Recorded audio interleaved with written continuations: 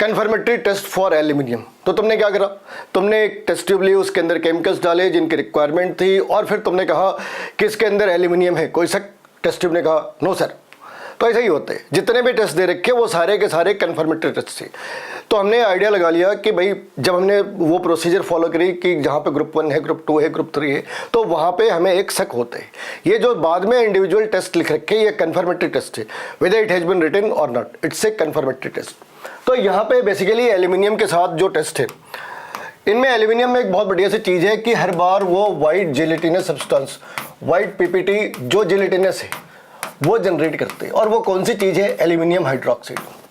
तो यहाँ पे चाहे उन्होंने एक्चुअली इसके 3 टेस्ट थे, एक तो अमोनियम हाइड्रोक्साइड के साथ, अमोनिया के साथ, दूसरे का नाम है लेक टेस्ट, तीसरे का नाम है ड्राई टेस्ट। ये है ड्राई टेस्ट। और एक टेस्ट सोडियम हाइड्रोक्साइड के साथ भी है। तो 3 + 1 टोटल कितने टेस्ट हो गए? 4 कन्फर्मेटरी टेस्ट है। तो पहली टेस्ट में अगर हमने अमोनियम हाइड्रोक्साइड सॉल्ट ली तो इसने एल्यूमिनियम हाइड्रोक्साइड की वाइट प्रेसिपिटेट क्रिएट कर दी, जिलेटिनस वाइट प्रेसिपिटेट क्रिएट कर दी। दूसरी जो टेस्ट है ये बेसिकली सोडियम हाइड्रोक्साइड के साथ है। सोडियम हाइड्रोक्साइड के साथ क्या, वापस फिर से एल्यूमिनियम हाइड्रोक्साइड के जिलेटिनस प्रेसिपिटेट क्रिएट हो गए। लेकिन अगर तुमने ज़्यादा बेस यूज करी तब ये नॉर्मल सॉल्ट एक कॉम्प्लेक्स सॉल्युबल सॉल्ट के अंदर कन्वर्ट हो जाते हैं। ये कॉम्प्लेक्स है, इट्स सॉल्युबल आल्सो। ये कम से कम 50 बारी तो लोगों ने पढ़ी ही होगी, है ना। कुछ भी नया नहीं है। पी ब्लॉक और डी ब्लॉक और एस ब्लॉक के जो रिएक्शंस तुमने पढ़े थे उन्हें वापस समराइज कर रहे हैं। तब हमने आउट ऑफ कॉन्टेक्स्ट चीज़ें पढ़ी थी। अब अपना एक पर्पस है किसी चीज़ को एक पॉइंट के बियॉन्ड एस्टेब्लिश करना कि भाई साहब ये तो एल्यूमिनियम है, इसकी ये गारंटी है, तो इसके बेसिस पे हम सारी चीज़ें कर रहे हैं। तो जब पी ब्लॉक में पढ़ा था तब इस बात के ऊपर स्ट्रेस नहीं दे रहे थे कि ये सारी चीज़ें किसी चीज़ को कन्फर्म अप्रूव या डिसअप्रूव कर रही, यहाँ पे अप्रूव कर रही चीज़ें।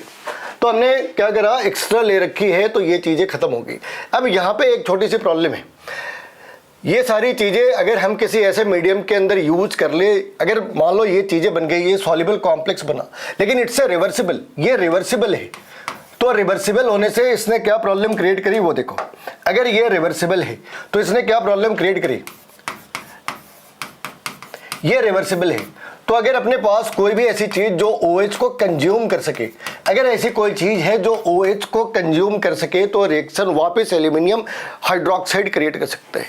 जैसे तुमने अमोनियम सॉल्ट ले ली, इसने अमोनियम हाइड्रोक्साइड बना ली। तुमने क्या करा, तुमने इस वाली केस में क्या करा, H पॉजिटिव ले ली, वापस एल्यूमिनियम हाइड्रोक्साइड बन गई।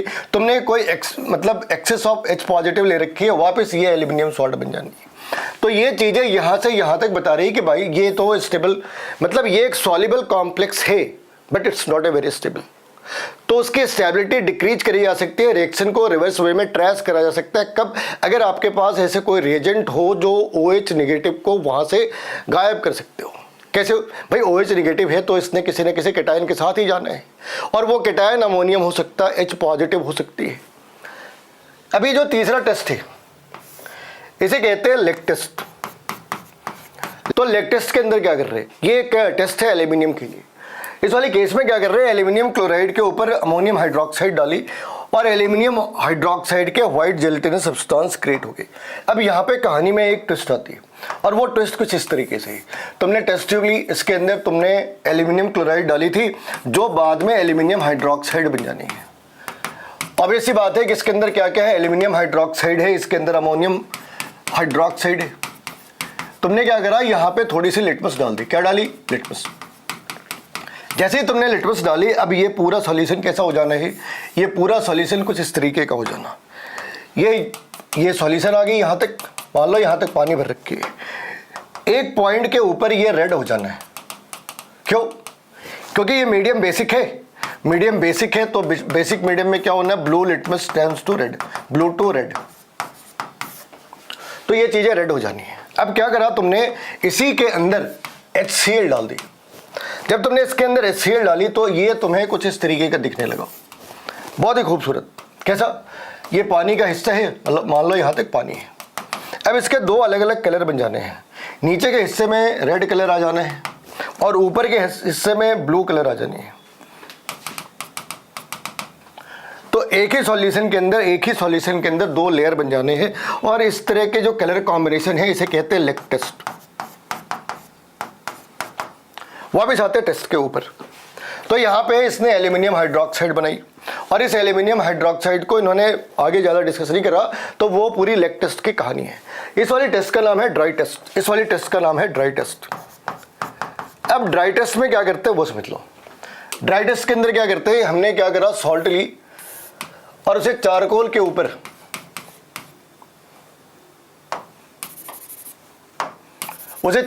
ऊपर रखा, गर्म करा, इसे गर्म करा। अब ये एक मास के अंदर कन्वर्ट हो जाती है, ये एक मास के अंदर कन्वर्ट हो जाती है। इसके ऊपर कोबाल्ट नाइट्रेट डाल दी, कोबाल्ट नाइट्रेट डाली, उसे वापस हिट करो, कोबाल्ट नाइट्रेट डाली, उसे फिर से हिट करो। अब इस बार यहाँ पे एक ब्लू कलर सब्सटेंस क्रिएट हो जाना है। अब यहाँ पे एक ब्लू कलर सब्सटेंस क्रिएट हो जाना है, लेकिन तुम्हें इस चीज का ध्यान रखना होगा कि अगर तुमने cobalt nitrate, if excess of cobalt nitrate has been taken,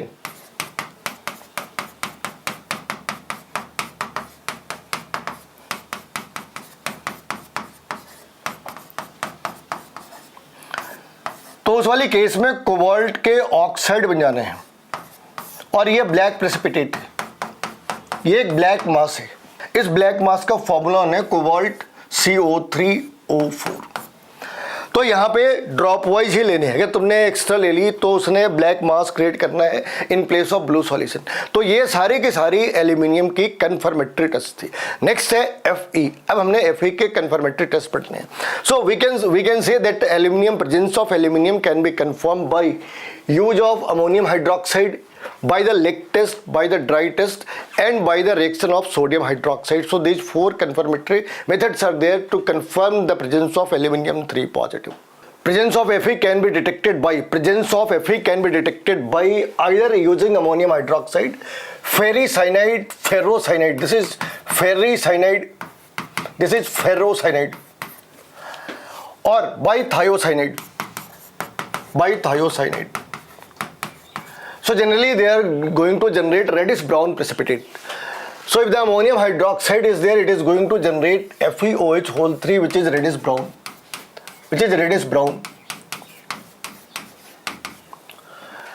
If it is combining with ferricyanide, we know that it is going to generate Prussian blue. This is going to generate Prussian blue. And you should be careful about the formula of the Prussian blue. This is the 4, this is 6, and whole 3 should be written. It should be written 4, it should be written 6, and overall whole 3 should be written. If whole 3 is missing, then it is a wrong representation of Prussian blue. And in the coordination compound, you need to write the IUPAC name of this. So this is the combination of D block element, this is the combination of coordination compound, and this is the part of the salt analysis also. In the case of ferrocyanide, it's a +3 and this is going to be +2. So in the ferrocyanide, this is going to generate Turnbull's blue. So this is the blackest blue. This is something around blackest blue. This type of blue is there. As we read in the qualitative analysis of the GOC, that if the sulfur is there, it is going to generate the red precipitate. If sulfur, carbon and nitrogen, all 3 are there, it is going to generate red precipitate. The same equation has been rewritten here. This is not the new thing, it's a rewritten almost 10 times. Same formula, same concept, no change. इस वाली case में एक ही बात कितनी बारी है, Fe3 positive, अगर sulphur भी हो, कार्बन भी हो, नाइट्रोजन भी हो, तो क्या बनना है, आंखें बंद करनी है और ये कहना है रेड प्रेसिपिटेट जनरेट होने हैं। तो मैं इसकी IUPAC नेम भी लिखनी है, कोऑर्डिनेशन नंबर भी लिखना है, इसके ऑक्सीडेशन नंबर वगैरह भी निकालनी है। ये सारी चीज़ें हमने कोऑर्डिनेशन कंपाउंड्स में पढ़ी, दूसरे वीडियोज़ के अंदर, इसी सॉल्ट एनालिसिस के अंदर दूसरे वीडियोज़ के अंदर देखी। तो एक ही चीज़ बार बार आ रही, क्योंकि एक सॉल्ट को कन्फर्म करने के 3, 4, 5 तरीके हो सकते हैं और हम वो सारी चीजें वापस एक बारी रिपीट कर रहे हैं। तो रिवीजन मोड है ये अपनी। अगर हमने क्रोमियम के बारे में बातें करी, इतनी बातें हैं Fe के बारे में, अगर क्रोमियम के बारे में बातें करें, now move to the chromium. Chromium can be detected by NH3, NaOH, lead nitrate, barium chloride. So this type of solutions can detect the presence of chromium 3 positive. In this case it's a chromium 3 positive. तो सबसे पहले क्या है, chromium की salt ली और ये green colour का precipitate है। क्रोमियम हाइड्रोक्साइड ये ग्रीन कलर प्रेसिपिटेट, ये ग्रीन कलर का प्रेसिपिटेट है। अगर हमने इसे किसी बेस के साथ रिएक्ट करा, अगर हमने इसे किसी स्ट्रॉन्ग बेस के साथ रिएक्ट करा, ये वापस अमोनिया के साथ तो कर ही सकता है। अगर हमने सोडियम हाइड्रोक्साइड वगैरह ली तो उसके साथ भी क्रोमियम के हाइड्रोक्साइड जनरेट हो सकते हैं ग्रीन कलर के। ये जो ग्रीन कलर के हाइड्रोक्साइड है इन्हें डिजॉल्व करे जा सकते हैं, इन्हें सॉल्युबल बनाया जा सकता है। और सबसे पहला तरीका है कि हमने Na2CO3 in presence of KNO3 ली। इसने सोडियम क्रोमेट क्रिएट करा जो येलो कलर का है। या फिर इसी कंपाउंड को अगर हमने सोडियम पेरोक्साइड के साथ रिएक्ट करा, ये वापस येलो कलर का कंपाउंड क्रिएट कर सकते हैं। ये हमने डी ब्लॉक एलिमेंट के अंदर पढ़ रखी है। या फिर हमने ब्रोमीन वाटर के साथ रिएक्ट कराई, ब्रोमीन वाटर के साथ रिएक्ट कराई, तब भी ये डीकलराइज्ड हो सकती है। It can be dissolve, it can be dissolved in Na2CO3, it can be dissolved in sodium peroxide, it can be dissolved in bromine water। और हर बार तुम देखोगे कि इन्होंने पहले ये कंपाउंड जनरेट करी NaOBr ने नेसेंट ऑक्सीजन क्रिएट करी और इस नेसेंट ऑक्सीजन ने वापस इसके साथ रिएक्ट करा और क्रिएट करी वापस से येलो कंपाउंड। तो हर बार जो एंड प्रोडक्ट है, इंटेंशनली हमने हर बार सोडियम सॉल्ट लिए और हर बार एक ही प्रोडक्ट बन रहा। हर बार सोडियम सॉल्ट ले रखे डायरेक्टली और इनडायरेक्टली, और हर बार एक ही कंपाउंड जनरेट हो रहे Na2CrO4। और इस वाली केस के अंदर में अगर हमने इस चीज़ को आगे रिकन्फर्म करना है तो इस वाली कंपाउंड को लेड सॉल्ट के साथ, लेड एसीटेट के साथ, this is the lead acetate के साथ रिएक्ट कराई और इसने लेड क्रोमेट क्रिएट करा। ये भी वापस येलो कलर है। बेरियम क्लोराइड के साथ रिएक्ट कराई और इसने वापस येलो कलर प्रेसिपिटेट क्रिएट करा। अब ऑब्वियस सी बात है, सारे येलो एक जैसे तो नहीं होते, थोड़ी थोड़ी चेंजेस भी होती है उनके अंदर, लेकिन ये तरीके हैं CR को कन्फर्म करने के, ये तरीके हैं CrOH3 को डिजॉल्व करने के। वापस ये दोनों तरीके हैं कन्फर्म करने के। इनमें नया क्या है? क्रोमेट हमने पढ़ रखी है, डाइक्रोमेट हमने पढ़ रखी है। डी ब्लॉक के अंदर, पी ब्लॉक के अंदर हमने लेड क्रोमेट के बारे में जब पी ब्लॉक के अंदर पूरे डिटेल्स में पढ़ा था कि ये एक पिगमेंट की तरह काम करता है, येलो पिगमेंट की तरह काम करता है। ये यूजेज है, पेंट के अंदर भी हम इसे यूज करते हैं। पेंट के अंदर क्यों यूज करते हैं? क्योंकि इसकी लार्जर सरफेस एरिया होती है, लार्जर कवरेज एरिया होती है। तो लेड के सॉल्ट हम पेंट के अंदर भी यूज करते हैं और कई बार ये हमें एसिड बेस प्रूफ बनाने के अंदर भी काम आ जाता है। अगर ग्रुप 3 के अंदर कोई प्रेसिपिटेट हमें मिली ही नहीं थी और हम प्रोसीड कर जाते हैं तो आखिर क्या करा होगा? तो जहाँ पे पहले अमोनियम हाइड्रोक्साइड और अमोनियम क्लोराइड के सॉल्यूशन थे, अब उसे थोड़ा गर्म करो और H2S गैस पास करें।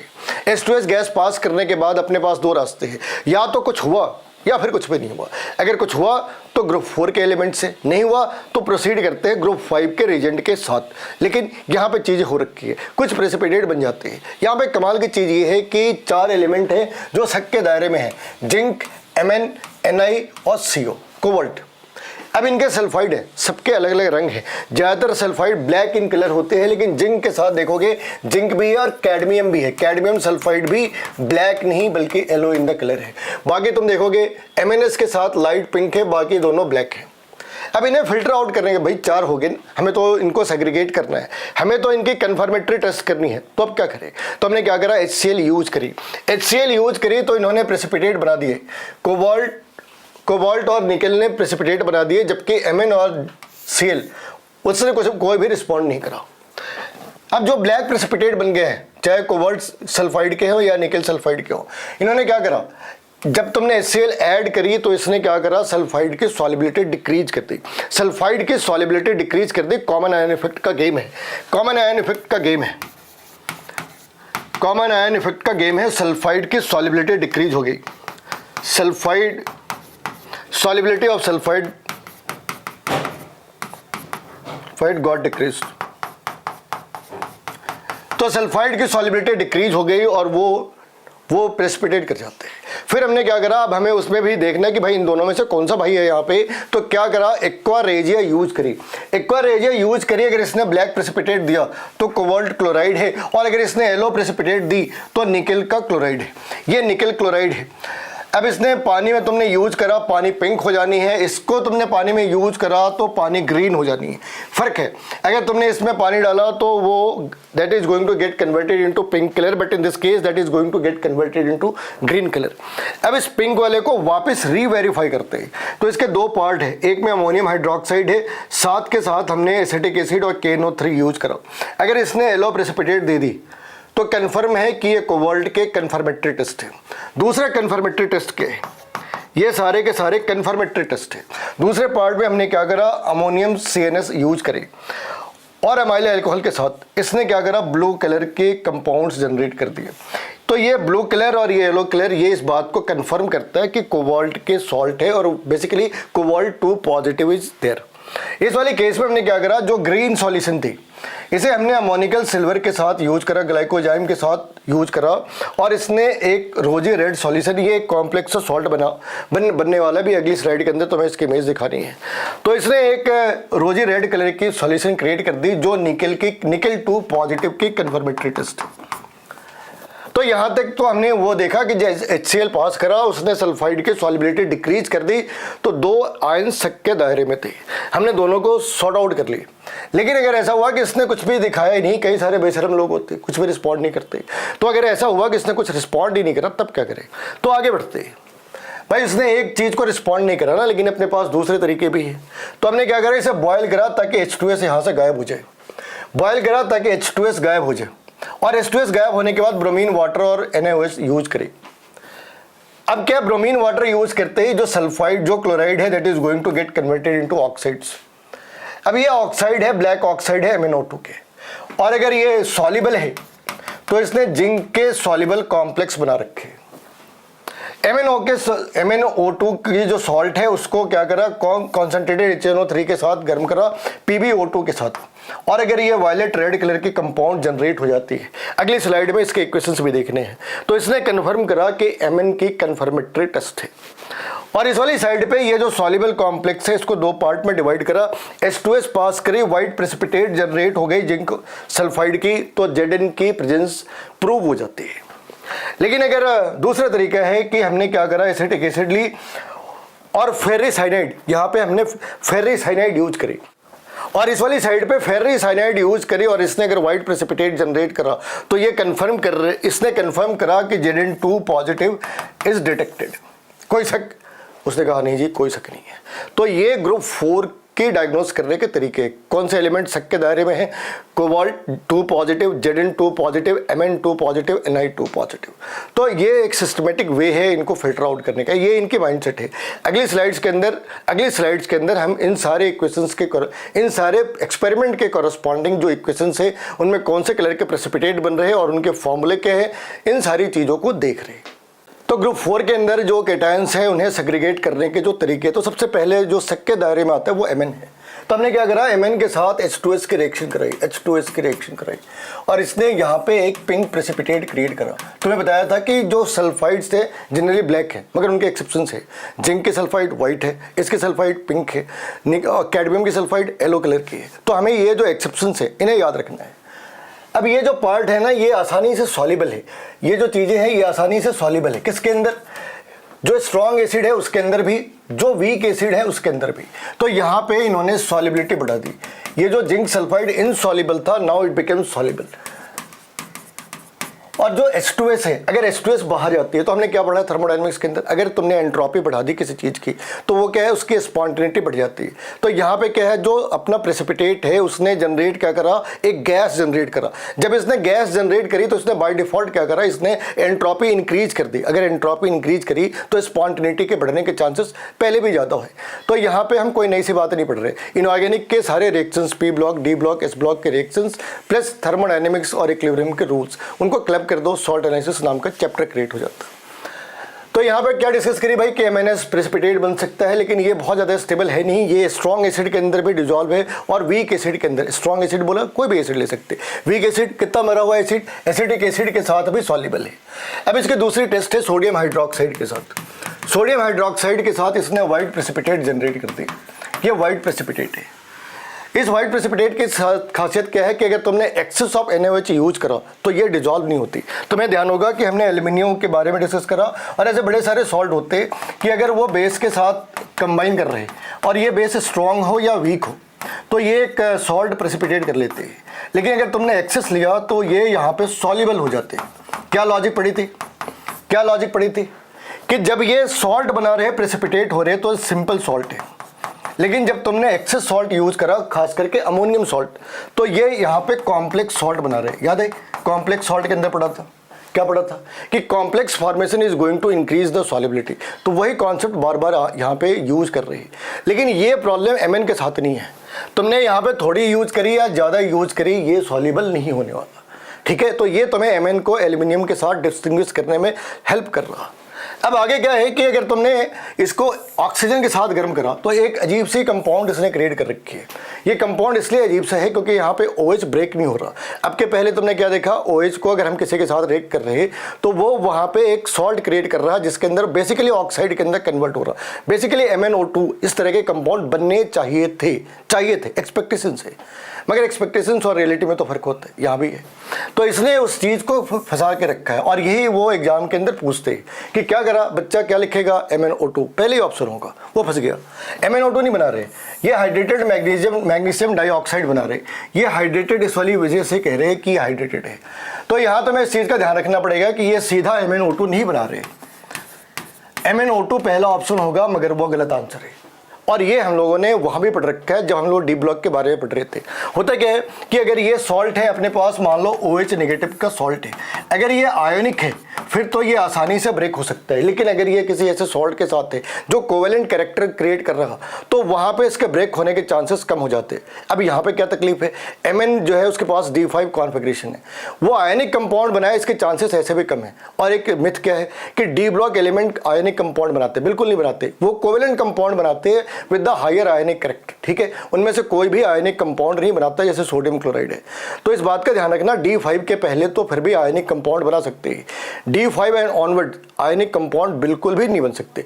हाँ, वो कंपाउंड्स हो सकते हैं जिनके अंदर थोड़ी बहुत आयनिक कैरेक्टर हो सकती है। तो यहाँ पे भी वही गेम, वही जो कॉन्सेप्ट है वो काम कर रहा। लेकिन अगर हमने इस वाली हाइड्रोक्साइड को ब्रोमीन वाटर के साथ in presence of basic medium करी, तो यहाँ पे देखो जो तुम एक्सपेक्ट कर रहे थे इस जगह पे वो यहाँ पे आ रही। क्या फर्क है भाई, यहाँ पे ये स्ट्रॉन्गर ऑक्सीडाइजिंग एजेंट है, this one is the stronger oxidising agent. अगर हमने वीक ऑक्सीडाइजिंग एजेंट यूज करी तो ये मामला बनते हैं, स्ट्रॉन्गर ऑक्सीडाइजिंग एजेंट यूज करी तो ये मामला बनते हैं। और अगर हमने इसको वापस लेड के साथ, लेड एसीटेट के साथ रिएक्ट करा, अगर हमने इसे लेड के साथ कंबाइन करने की कोशिश करी, तो यहाँ पे एक बहुत ही इंटरेस्टिंग सी बात जनरेट होती है। ये जो एसिड है, इस एसिड का नाम क्या हो सकता है, बता सकते? इस एसिड का नाम बता सकते हो? इसने एक एसिड जनरेट करी, क्या नाम हो सकते? अगर मान लो हमने इसके एसिड बनाई तो क्या बन सकते? MnO4। क्या नाम होगा भाई, क्या नाम हो सकता है? और हमने क्या पढ़ रखा है, KMnO4 पढ़ रखा है ना। तो KMnO4 में क्या लिखते? पोटेशियम परमैग्नेट। अब क्या लिखेंगे इसे, परमैग्नेटिक एसिड। फॉर्मूला क्या है, यहाँ पे पोटेशियम की जगह हाइड्रोजन है। तो तुम्हें इस बात का ध्यान रखना है कि ये एक एसिड भी जनरेट करते हैं और इस एसिड का नाम NCERT में कहीं भी मेंशन नहीं है, मगर एक बार ये एंट्रेंस में आ रखा है कि अगर ये एसिड होता तो उसका नाम क्या होता। अब इसी बात ध्यान रखना कि कोई भी एनायन हो, कोई भी जमाने भर का कोई भी एनायन हो, और अगर उसके पहले तुम सोडियम पोटेशियम लगा सकते है ना, जैसे Cr2O7 के पहले अगर तुमने सोडियम लगा दी या पोटेशियम लगा दी, अगर हम सोडियम और पोटेशियम लगा सकते तो थ्योरेटिकली वहाँ पे हाइड्रोजन भी लगा सकते। और हमें इस बात का ध्यान रखना पड़ेगा कि हाइड्रोजन लगाई तो एसिड का नाम क्या होगा। प्रॉब्लम ये होती है कि हमने पीरियोडिक टेबल या केमिकल बॉन्डिंग के अंदर 2-4 एसिड के नाम पढ़े, लेकिन हम ये कभी नहीं सोचते कि अगर किसी चीज़ ने सॉल्ट बनाई तो सॉल्ट आसमान से तो नहीं आई होगी ना, एसिड बेस कॉम्बिनेशन से बनी। तो वो एसिड कौन सा है जिसने ये सॉल्ट जनरेट करी, और ये तरीका है। आपने सोडियम हटाई, पोटेशियम हटाई, जो मोनोवेलेंट आयन से उनको हटाई और वहाँ पर हाइड्रोजन डाली और ये चेक करा कि कौन सी एसिड जनरेट हो सकती है।